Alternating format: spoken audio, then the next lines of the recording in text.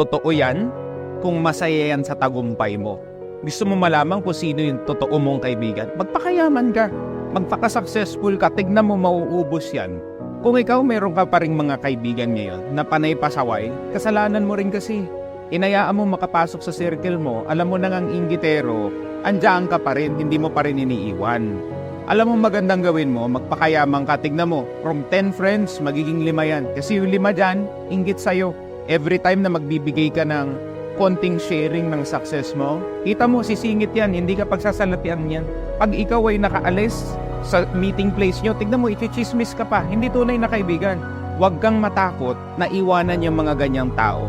Tapos huwag ka ring lalapit sa akin, magre-reklamo ka, may mga ganito akong kaibigan. First and foremost, ba't mo hinayaan?